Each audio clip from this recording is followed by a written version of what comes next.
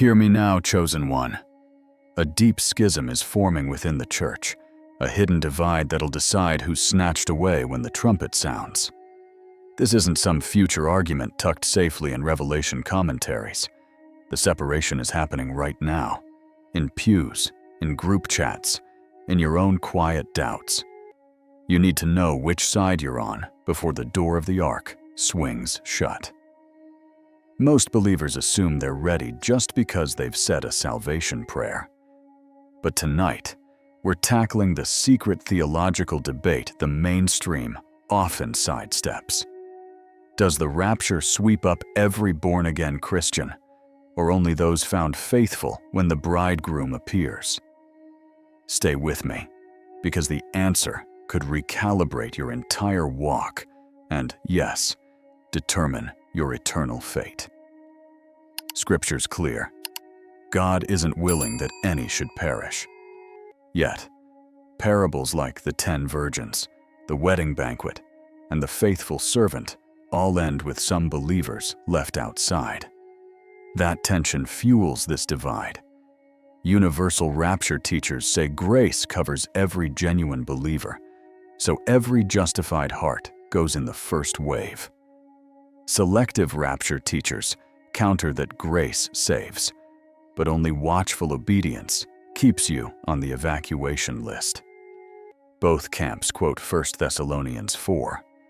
One side zeroes in Christ, while the other emphasizes, comfort one another with these words, suggesting a comfort earned through a life lived for Him. This debate sounds academic until you realize Matthew 24 says 2 will be grinding at the mill. One's taken, one's left. The ones taken aren't the lukewarm. They're the ones the Lord knows, an intimacy term, not a legal status. If intimacy matters, then checking a box on a membership card isn't enough. Abiding daily is essential. The church rarely mentions that tension on Sunday, which is why many saints assume their fire insurance still covers heavenly charter flights, even if the policy has lapsed through neglect. This divide is hidden in plain sight, printed in red, yet politely ignored because it scares visitors away. So, why's this divide exploding now? Headlines read like prophecy bingo. Wars, quakes, plagues, artificial altars, to knowledge. When birth pangs intensify, people scramble to know if they're truly on the departing list. Social media amplifies the fear. A single TikTok clip of a pastor saying only the spotless bride boards the flight racks up millions of views, thousands of anxious comments, and dozens of rebuttal videos. The result? A church fractured into silent camps. Some Bible study groups quietly adopt stricter holiness standards, fasting weekly and deleting secular playlists. Meanwhile, the group next door quotes liberty verses and hosts game nights without a mention of readiness. Both groups love Jesus, yet each thinks the other might miss the express train. Pastors report members switching churches over this tension, some chasing stricter accountability, others fleeing religion. The sheep scatter because the shepherds either oversimplify grace or overcomplicate faith, leaving the flock unsure whether salvation is a relationship to cherish or a bar to clear. What does the Greek actually say? The pivotal verb harpazo means to seize, catch away, pluck. It carries a forceful urgency, like a parent yanking a child from oncoming traffic. Nothing in the root implies partiality, yet context always governs application. Look at 2 Timothy 4:7-8. Paul anticipates a crown laid up for him, but also for all who have loved his appearing. That crown isn't salvation. It's a reward for longing. That implies degrees of participation. Revelation 3:10 promises to keep the Philadelphians from the hour of trial because they kept the word of his perseverance. The hour is global, The keeping is specific. Combine those threads, and you get a picture where every believer is saved, yet only the expectant, obedient ones escape the hour itself. In other words, salvation is a free gift, but access to the rescue pod requires the oil of readiness. The debate isn't salvation by works, it's reward for relationship. If you bristle at exclusivity, remember Noah's door still closed, and only those inside were swept away to safety. The ark had room for more, but only the prepared entered. How then do we prepare without drifting into legalism? Jesus reduces it to two verbs: abide and watch. Abide feeds intimacy. Watch maintains expectancy. Abiding means daily dialogue with Him, letting His words linger in your mind like a favorite song. Watching means you live as though the sky could roll back before your next heartbeat. Combine those, and you get spontaneous obedience. The friend who cancels a questionable movie night because the Spirit nudged. The employee who speaks kindly though no one notices. The student who refuses cheat sheets because character matters more than GPA. These look like small choices, but collectively they keep wicks trimmed and lamps bright. Legalism invents rules God never gave. Readiness simply says yes when He asks for surrender. If your spiritual life feels heavier than your backpack, odds are you've slipped into striving rather than staying. Pause right now and whisper, "Lord, if I'm on the wrong side of the divide, show me, and I'll move." That prayer terrifies the flesh, but it delights the Father, and He always answers a heart that sincere. Let's address the emotional weight. Many believers fear they've already disqualified themselves, as though one dark season erased their name from the scroll.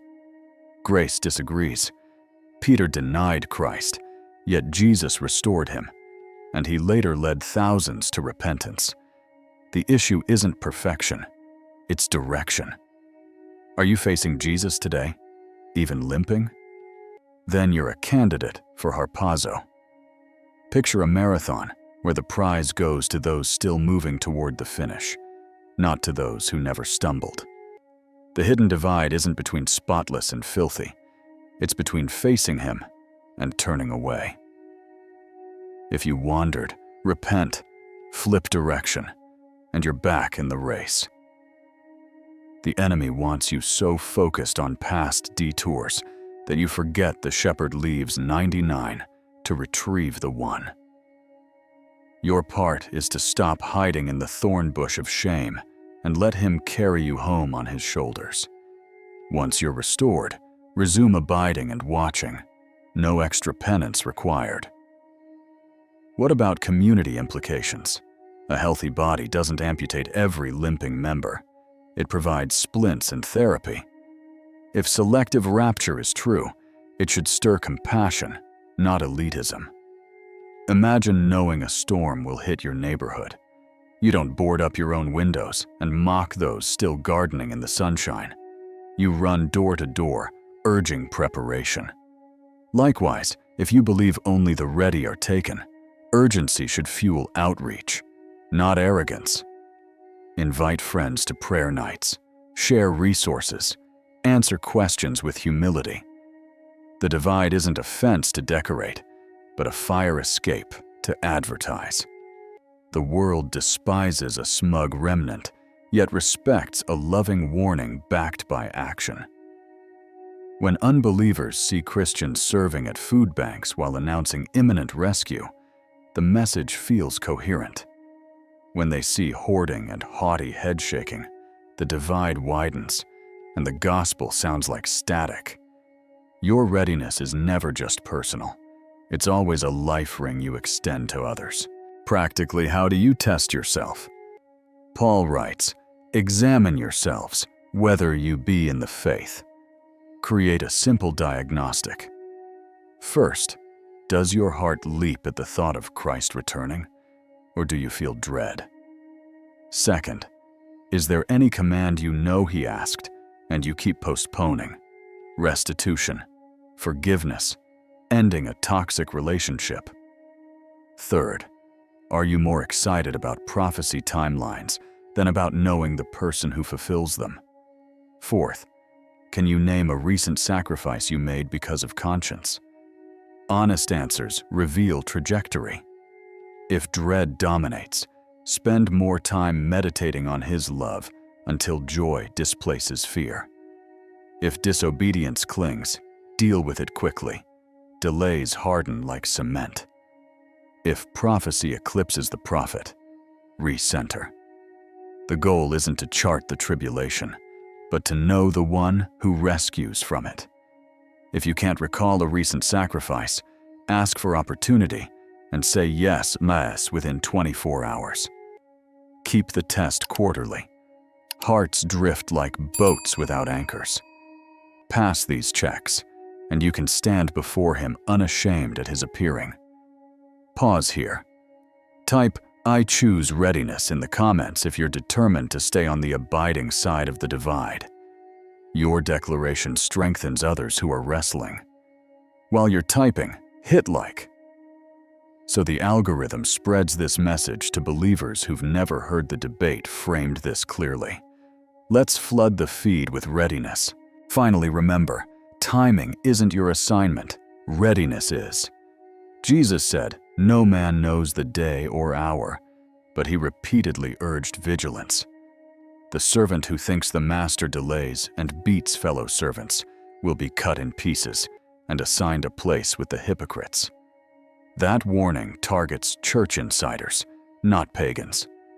The master still comes on an unannounced schedule, and when he knocks, the divide is revealed instantly. Oil cannot be borrowed at midnight. Character is built in daylight. Stop scrolling for secret codes and start singing in the spirit while you do dishes. Trade doom scrolling for psalm scrolling. Replace binging sitcoms with binging the Word until his promises are your native vocabulary. The hidden divide isn't hidden because God concealed it, but because many believers preferred comfortable doctrines. Tonight, the curtain's pulled back. Now you see the fork in the road. Choose the path that keeps your lamp bright, your heart expectant, your mercy active. The bridegroom is on the move, and only those who are ready will hear the cry and rise to meet him in the air. Chosen ones, the debate is real, the hour is late, and the divide isn't between denominations, but between readiness and apathy. You can't control when the trumpet sounds, but you can control the condition of your heart when it does. Abide, watch, obey, love, serve. Do that, and you won't need a theological chart to calm your nerves. You'll have the quiet confidence of a bride who knows the vow is mutual. Share this video with someone confused about the rapture. Subscribe and hit the bell so you never miss a warning that could sharpen your walk. And remember, the goal isn't to escape earth. It's to be so entwined with Jesus that when he descends, you naturally rise. Keep your oil full, your lamp trimmed, and your eyes on the clouds. The hidden divide is before you. Step on the side of readiness today.